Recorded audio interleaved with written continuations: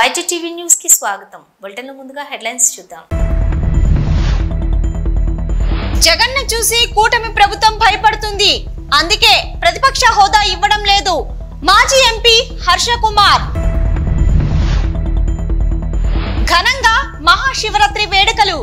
భక్తులు పోటెత్తిన శైవ క్షేత్రాలు. రాజరాజేశ్వర స్వామిని దర్శించుకున్న ఎమ్మెల్సీ కల్వకుంట్ల కవిత. తూర్పు గోదావరి జిల్లా ప్రభుత్వం వైఎస్ జగన్ ను చూసి భయపడుతోంది. అందుకే ప్రధాన ప్రతిపక్ష హోదా ఇవ్వటం లేదని అన్నారు మాజీ ఎంపీ హర్ష కుమార్. గ్రూప్ 2 అభ్యర్థులను సీఎం చంద్రబాబు దారుణంగా మోసం చేశారని విమర్శించారు. గవర్నర్ ప్రసంగంలో ఎన్నికల హామీల గురించి ఎందుకు ప్రస్తావించలేదని ప్రశ్నించారు. వైఎస్ఆర్సీపీకి ప్రధాన ప్రతిపక్ష హోదా ఇస్తారా ఇవ్వరా అనేది ప్రభుత్వం నిర్ణయం. ఢిల్లీలో గతంలో 3 సీట్లు వచ్చినా ప్రతిపక్ష హోదా ఇచ్చారు. ప్రభుత్వం వైఎస్ జగన్ చూసి భయపడుతోంది. అందుకే ప్రధాన ప్రతిపక్ష హోదా ఇవ్వటం లేదు అని చెప్పారు హర్ష కుమార్. మహాశివరాత్రి పర్వదినం పురస్కరించుకొని 2 రాష్ట్రాలలో శైవ క్షేత్రాలు భక్తులతో పోటెత్తాయి. పరమ పవిత్ర క్షేత్రమైన కాళహస్తి ఆలయానికి వేకోజాము నుంచి భక్తులు స్వామి అమ్మవార్ల దర్శనానికి బారులు తీరారు. భక్తులు శివనామ స్మరణతో ఆలయం మారుమ్రోగింది.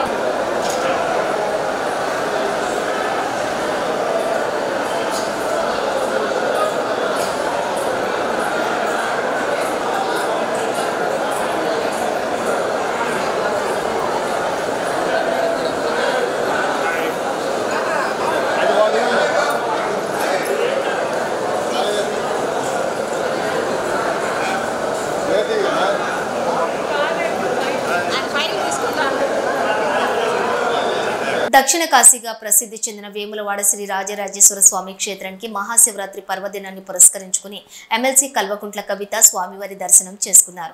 ప్రత్యేక పూజలు నిర్వహించారు.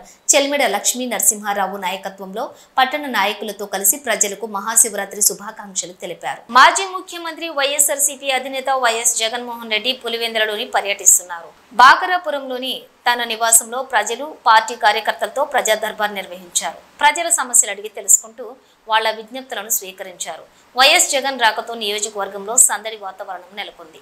ఆయన్ని కలిసేందుకు అభిమానులు కార్యకర్తలు పెద్ద ఎత్తున తరలివచ్చారు. వైఎస్ జగన్ తో సెల్ఫీలు ఫోటోల కోసం ఎగబడ్డారు. మరోవైపు ఇటీవల కొత్తగా పార్టీ పదవులు పొందిన నేతలు పార్టీ అధినేతను కలిసి కృతజ్ఞతలు తెలిపారు. వైఎస్ఆర్సీపీ బలోపేతానికి ప్రజల తరపున అనునిత్యం పోరాటం చేయాలని వారికి ఆయన సూచించారు.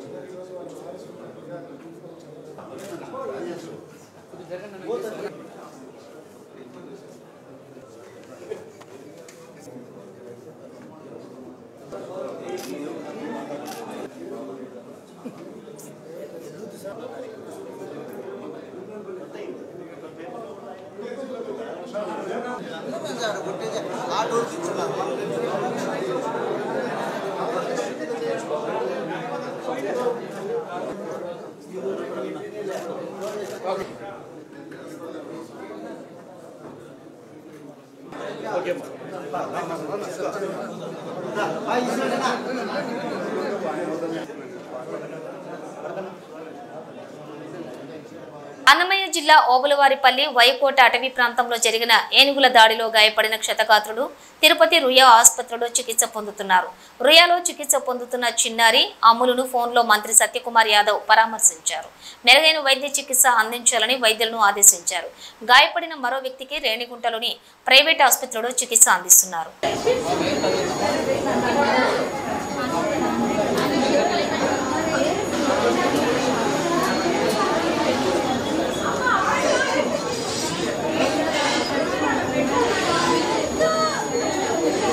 महालक्ष्मी महालक्ष्मी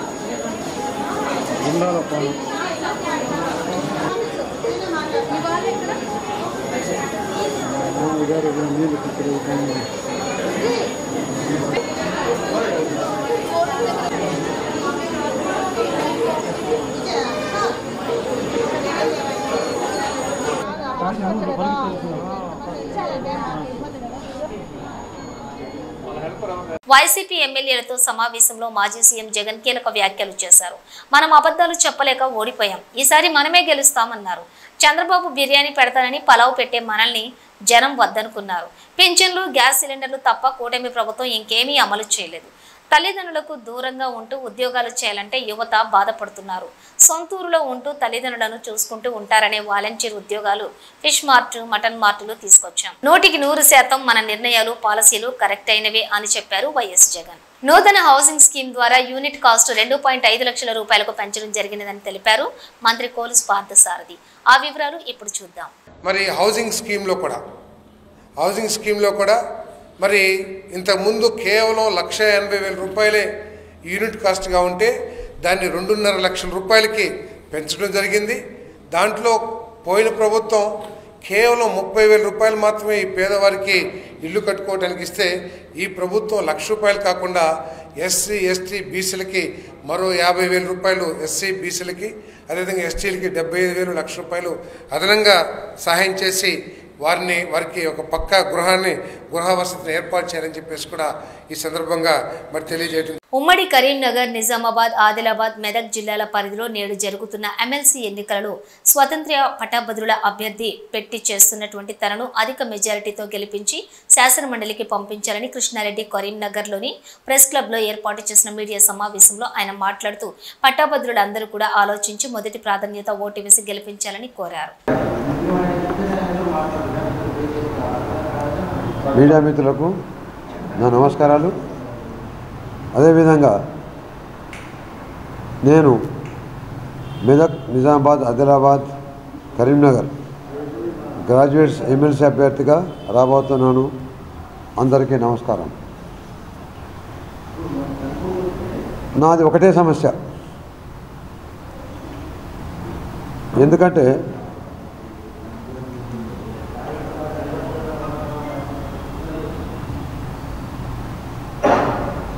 ఇప్పుడు ప్రత్యక్ష ఎన్నికలు చూస్తున్నాము. ఎన్నికలలో నన్ను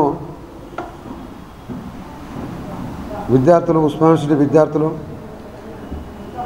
అదేవిధంగా విశ్రాంత ఉద్యోగులు, ఎందుకంటే విశ్రాంత ఉద్యోగులంతా నాతో పనిచేసిన అనుభవం ఉంటుంది వాళ్ళకు. ఆ అనుభవం దృష్టిలో నన్ను ఇప్పుడు వస్తుందా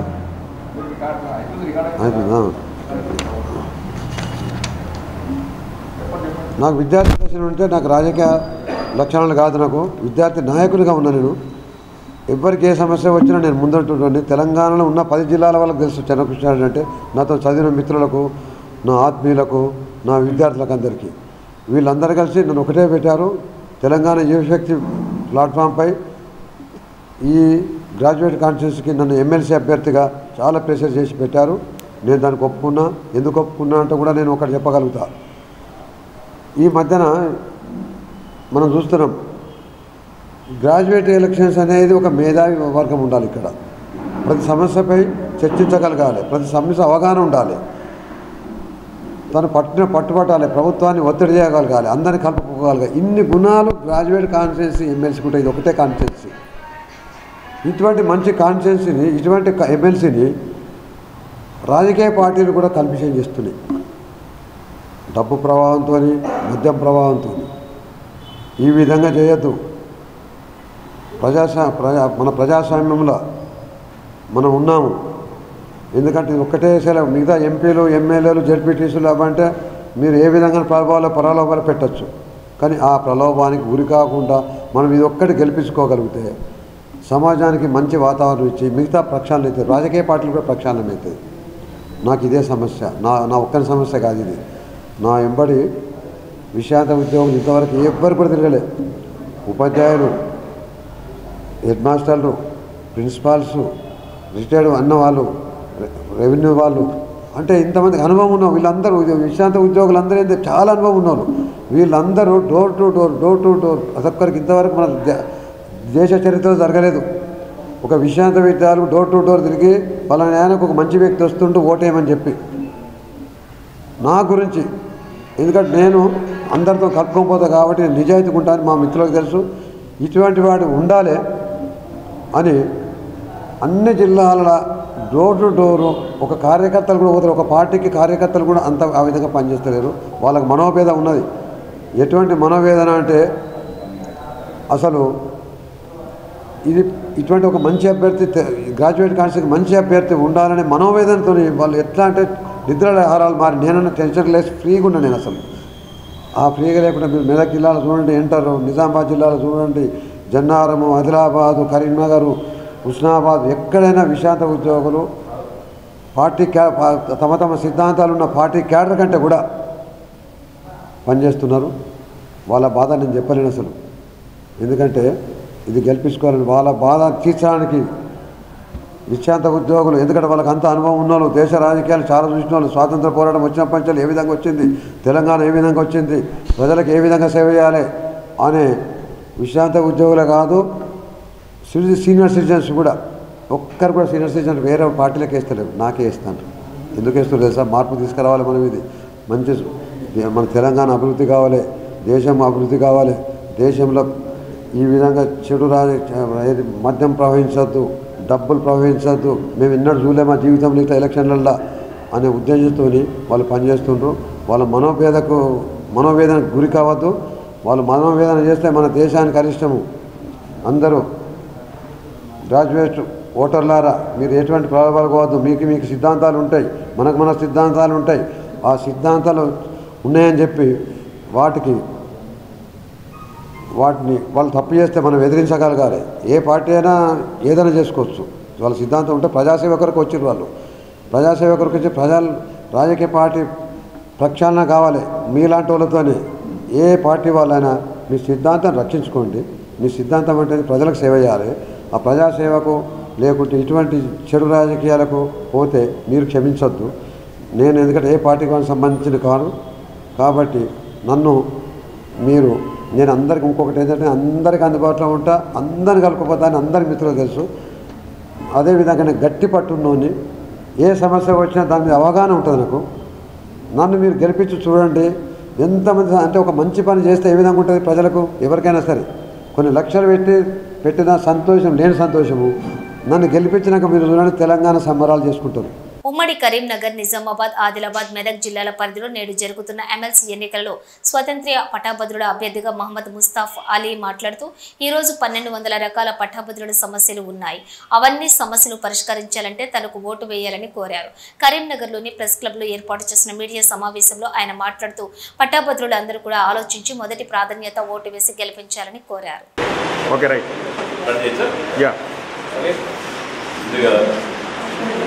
కరీంనగర్లో ఉన్న మీడియా మిత్రులందరికీ ఆమ్ ఆద్మీ పార్టీ రాష్ట్ర కమిటీ తరఫున అలాగే ఇండిపెండెంట్ అభ్యర్థి మేము బలపడుతున్న ఇండిపెండెంట్ అభ్యర్థి ముస్తాకలి గారు మీ అందరూ కూడా కృతజ్ఞతలు.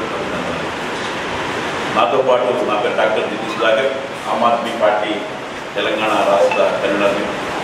నాతో పాటు మా యువజన నాయకుడు విజయ్ మల్లంగి, డాక్టర్ శ్రీలు నాయకురాలు డాక్టర్ లాక్ష నాయుడు, అలాగే మిస్టర్ ఖాన్, రాకేష్ రెడ్డి గారు, అలాగే అజీమ్ బై, అలాగే ముతహార్, షబాద్ తదితర నాయకులందరూ ఇక్కడ వెళ్తున్నాం. మేమంతా మీకు తెలుసు ఆమ్ ఆద్మీ పార్టీ ఇండిపెండెంట్ అభ్యర్థిగా ఉన్న ముస్తాకలిని మద్దతు ఇస్తున్నామని ఇంతకుముందే ప్రకటించాం. ఇండియా కూటమిలో ఉన్న బట్ కాంగ్రెస్ వైఖరిని మేము వ్యతిరేకిస్తూ, ఎందుకంటే ఢిల్లీలో కానీ ఎక్కడన్నా కానీ వాడు ఒంటెత్తుకోకపోవడం వల్ల ఒక మంచి క్యాండిడేట్ కావాలని అనుకున్న తరుణంలో చూస్తున్నప్పుడు ముస్తాకలి మాకు ఎదురయ్యారు. ఆయన 9-10 సంవత్సరాలుగా ప్రజల్లో ఉండి పనిచేస్తున్నారు. ఏ రాజకీయాలు ఏది ఆశించకుండా విద్యార్థులకి సమాజ సేవ చేసుకుంటూ రకరకాల పద్ధతులు ఆయన చేసే కార్యక్రమాలు మేము గమనించాం. నిస్వార్థంగా పనిచేస్తూ ఒక సెక్యులర్ భావనతో ఈ రాజ్యాంగంలో ఉన్న హక్కులని ప్రజలకు అందించాలి. ముందుగా విద్యను అందరికీ అందించాలి. విద్య ఉంటే దేశం బాగుపడుతుంది. అందరికీ నమస్కారం, అస్సలాము అలైకుం and good afternoon to all. నేను మీ డాక్టర్ మొహమ్మద్ ముస్తాకలి. అన్ని జిల్లాల వారిగా తిరిగాము. ఎవరి దగ్గర అయితే రీచ్ కాలేకపోయామో రియల్లీ సారీ. కానీ మీతో పాటు మీలో ఒకటిగా, గ్రాడ్యుయేట్స్లో ఒకటిగా పోరాడుతూనే ఉన్నాం హక్కుల కోసం. అటు జాబ్ ఆపర్చునిటీస్కే కానివ్వండి, స్కిల్ డెవలప్మెంట్ సెంటర్స్కే కానివ్వండి, లైబ్రరీస్కే కానివ్వండి, గవర్నమెంట్ టీచర్స్ సమస్యలే కానివ్వండి, ప్రైవేట్ టీచర్స్ సమస్యలే కానివ్వండి, ఇలా చెప్పుకుంటూ పోతే 1200 పైన సమస్యలు గ్రాడ్యుయేట్స్కి ఉన్నాయి. ఈరోజు మీరు ఆలోచించాల్సిన అవసరం చాలా ఉంది.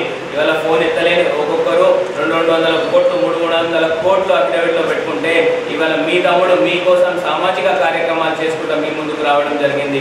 మీరు ఆలోచన చేసి 43వ నంబర్ పక్కన మొహమ్మద్ ముస్తాకలి అనే పేరు ఉంటుంది, దాని పక్కన ఫస్ట్ ప్రిఫరెన్స్ ఓటేసి మీ తమ్ముడిని గెలిపించుకోవాలని మనవి. ఈరోజు కాంగ్రెస్ చెప్తుంది మీరు ఒకవేళ ముస్తాకలికి ఓటేస్తే బీజేపీ గెలుస్తుందేమో అని, బీజేపీ చెప్తుంది కాంగ్రెస్ గెలుస్తుందేమో అని. ఇదంతా మైండ్ గేమ్, పూరా మైండ్ గేమ్ తప్ప ఇందులో వేరేదేం లేదు. వాళ్ళకి ఇవాళ ఒక ఇండిపెండెంట్ అభ్యర్థి డాక్టర్ మొహమ్మద్ ముస్తాకలి గెలవబోతున్నాడు అనే రిపోర్ట్స్ ఉన్నాయి. కాబట్టి ఇవన్నీ పకడ్బందీగా ఒక ప్లాన్ తోని రాత్రి మార్చుకోవాలనే వ్యూహం నడుస్తుంది. గ్రాడ్యుయేట్స్ అందరూ ఆలోచన చేయాలా.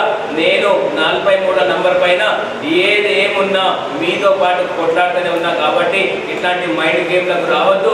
మన ఓటు బ్యాంక్ మనకుంది, మేమే గెలవబోతున్నాం ఈ ఎలక్షన్ అని కూడా నేను మీకు తెలియజేస్తున్నా. బీసీ బిడ్డను నన్ను ఆశీర్వదించాలని బీఎస్పీ పట్టాభద్రుల అభ్యర్థి ప్రసన్న హరికృష్ణ కోరారు.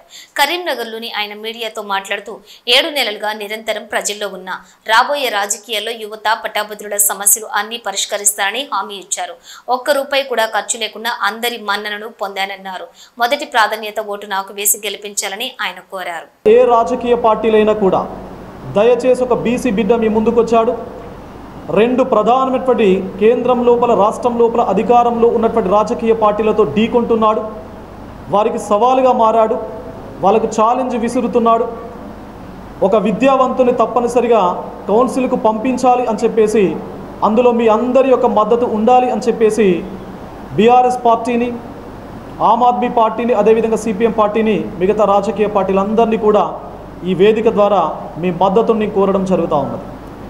అదేవిధంగా తెలంగాణ రాష్ట్రం లోపల ఉన్నటువంటి అన్ని రకాల కుల సంఘాలకు సంబంధించినటువంటి పెద్దలకు ఈ వేదిక ద్వారా నేను రిక్వెస్ట్ చేస్తూ ఉన్నా. అదేవిధంగా అన్ని ఉద్యోగ సంఘాలు, ఉపాధ్యాయ సంఘాల మిత్రులందరికీ కూడా, రాష్ట్ర బాధ్యులందరికీ కూడా ఈ వేదిక ద్వారా నేను మీ అందరికీ కూడా రిక్వెస్ట్ చేస్తూ ఉన్నా. ఒక మంచి సమాజం కోసం ఒక త్యాగం తప్పనిసరిగా భవిష్యత్ రిఫ్లెక్షన్కు లోను కావాలి. దాని మొగ్గ దశలోనే తుంచివేయకండి. ఎందుకంటే ఈ గుండె 7 నెలలుగా అలసిపోయిందండి. గుండె కంప్లీట్గా అలసిపోయింది. భవిష్యత్తు రాజకీయాలను మార్చబోవడానికి గుండె వచ్చింది. తప్పనిసరిగా ఈ గుండెను ముందుకు తీసుకెళ్ళే ప్రయత్నం చేయాలి అని చెప్పేసి మీ అందరికీ కూడా నేను విజ్ఞప్తి చేస్తూ ఉన్నా. ఒక స్ట్రాంగ్ కమిట్మెంట్ మోడ్తో నేను రాజకీయాల లోపలికి వచ్చాను. ఇప్పటి వరకు గత 7 నెలలుగా ఎక్కడా కూడా ₹1 పంచకుండా, ఎక్కడా కూడా మద్యం బాటిల్లా సరఫరా చేయకుండా, ఆ కమిట్మెంట్తో నేను కంప్లీట్గా ఈ రోజు వరకు నేను నా ప్రచారంలో భాగంగా ఉన్నాను. మరి భవిష్యత్తు లోపల కూడా రేపు రాబోయే 2-3 నెలల కాలంలో లోకల్ బాడీ ఎలక్షన్స్ రాబోతున్నా. రేపు ప్రసన్న హరికృష్ణ గెలుపు భవిష్యత్తు లోపల రాబోయేటువంటి రాజకీయాల లోపల ఏ యువతనైతే డబ్బులు లేకుండా రాజకీయాల లోపలికి వచ్చి గెలవాలి అనేటువంటి సంకల్పం ఎవరికైతే ఉంటుందో అది ప్రసన్న హరికృష్ణ అడుగుతోనే పడాలి అని చెప్పేసి యువతకు అందరికీ కూడా నేను రిక్వెస్ట్ చేస్తూ ఉన్నాను. ఎందుకంటే మీరందరూ సర్పంచులు కావాలి, మీరందరూ ఎంపీటీసీలు జెడ్పీటీసీలు కావాలి. రూపాయి ఖర్చు లేకుండా కేవలం మీ ప్రచార ఖర్చుకు తప్ప, మీ భోజన ఖర్చులకు, మీ ట్రావెలింగ్ ఎక్స్పెన్సెస్కు తప్ప ₹1 కూడా ప్రలోభాలకు లోను చేయనటువంటి తీరులో మందు మద్యం ఏదైతే మనీ ఏదైతే ఉందో దానికి ఏ మాత్రం తావివ్వకుండా భవిష్యత్తు రాజకీయాలు ఉండాలి అని చెప్పేసి మీ అందరికీ కూడా నేను రిక్వెస్ట్ చేస్తాను. మరి ఈ 3,50,000 మంది ఓటర్లలో సుమారుగా 1,20,000 మంది మహిళా ఓటర్స్ ఉన్నారు. మరి మహిళా ఓటర్లందరికీ కూడా, నా సోదరిమణులందరికీ కూడా ఈ వేదిక నుంచి నేను ఒకటే చెప్తున్నా, ఎవరు కూడా ఇప్పటి వరకు చరిత్రలో ఎవరు కూడా ఈవెన్ ప్రధాన రాజకీయ పార్టీలు అసెంబ్లీ ఎంపీ ఎలక్షన్స్ లోపల కూడా మహిళా సాధికారత గురించి కేవలం పేపర్లకు మాత్రమే పరిమితం కావడం జరిగింది. కానీ ప్రసన్న హరికృష్ణ పేరులోనే సగం పేరును నా భార్య పేరుని పెట్టుకోవడం జరిగింది. ఆ గౌరవం, ఆ రెస్పెక్టు మహిళల పట్ల నాకుంటుంది. కాబట్టి నా మేనిఫెస్టో లోపల నేను చాలా సమావేశాలకు ఇప్పటి వరకు అటెండ్ అయ్యాను. ఎక్కడికి వెళ్ళినా మహిళలు తప్పనిసరిగా ఆకాశంలో సగం, అవకాశాలలో సగం అని చెప్పేసి చెప్పుకుంటూ వచ్చారు. మహిళలు 4 గోడలు ఉన్నటువంటి కిచెన్ గదికి మాత్రం పరిమితం కావద్దు అని చెప్తూ వచ్చాను. ఒకవేళ రేపటి భవిష్యత్ తెలంగాణ లోపల మహిళలు సామాజికంగా, ఆర్థికంగా, పారిశ్రామికంగా, విద్యాపరంగా, రాజకీయంగా కూడా ముందుండాలి. ఆ ముందుండడం లోపల ప్రసన్న హరికృష్ణ వెన్నుదన్నుగా నిలబడతాడు అని చెప్పేసి కూడా నేను మహిళా సోదరి మనందరికీ కూడా ప్రతి వేదిక నుంచి నేను చెప్పుకుంటూ రావడం జరిగింది. అదేవిధంగా విద్యా వ్యవస్థకు సంబంధించి నేను బేసిక్గా ఒక టీచర్ కాబట్టి విద్యా వ్యవస్థ బలోపేత. కరీంనగర్ కమాన్ రోడ్డులో గల రామేశ్వర ఆలయంలోని శివరాత్రి సందర్భంగా నిర్వాహకులు ప్రత్యేక ఏర్పాట్లు చేశారు. ఉదయం నుండే భక్తులు తండోపతండాలుగా వచ్చి రామేశ్వర స్వామిని పూజలు చేశారు. ఉదయం నుండి రాత్రి వరకు భక్తులు బారులు తీరారు. సాయంత్రం పలు సాంస్కృతిక కార్యక్రమాలు ఏర్పాటు చేశారు. మహాదేవ శ్రీ రామేశ్వర ఆలయం కమాన్ రోడ్ కరీంనగర్. రామేశ్వర ఆలయం ప్రతి సంవత్సరం శివరాత్రి నవరాత్రి ఉత్సవాలు దిగ్విజయంగా అతి బ్రహ్మాండంగా జరుగుతున్నాయి. ఇది కమిటీలో పొద్దున మార్నింగ్ 4 గంటలకు అభిషేకములు పూజలు స్టార్ట్ అవుతున్నాయి. సాయంత్రము పాశుపత పూజలు, రాత్రికి నిశి పూజ జరుగుతుంది. దాదాపు ఒక 2-3 వేల మంది భక్తులు లైన్లో ఉన్నారు. అందరికీ పండ్లు ప్రసాదము పంపిణీ చేస్తున్నాము. మంచినీళ్ళు కూడా సౌకర్యం కల్పించాము. ఆలయ కమిటీ వారు కల్పించారు. చాలా మధ్య పంపిణీ ఉన్నది. చాలా ఏర్పాట్లు ఘనంగా జరిగినాయి. జై శ్రీరామ్, హర హర మహాదేవ్. రాత్రి 12 గంటలకు ఉంటుంది, పూజ ఉంటుంది, నిశి పూజ ఉంటుంది. 7 గంటలకు భరతనాట్యాలు, సాయంత్రం సాంస్కృతిక కార్యక్రమాలు 6 గంటలకు, తర్వాత 10 గంటల తర్వాత శబరిమాత భక్త బృందంచే మొత్తం జాగారం సాంస్కృతిక కార్యక్రమాలు జరుగుతున్నాయి. జిల్లా జగదీష్, రామేశ్వర ఆలయం, రామేశ్వర సేవా సమితి సభ్యులు. ముఖ్యాంశాలు మరోసారి చూద్దాం. జగన్ను చూసి కూటమి ప్రభుత్వం భయపడుతుంది. అందుకే ప్రతిపక్ష హోదా ఇవ్వడం లేదు. మాజీ ఎంపీ హర్ష కుమార్. ఘనంగా మహాశివరాత్రి వేడుకలు, భక్తులు పోటెత్తిన శైవ క్షేత్రాలు. రాజరాజేశ్వర స్వామిని దర్శించుకున్న ఎమ్మెల్సీ కల్వకుంట్ల కవిత. ఇది ఇప్పటి వరకు ఉన్న అప్డేట్స్. మరో బులెటిన్ లో మళ్ళీ కలుద్దాం.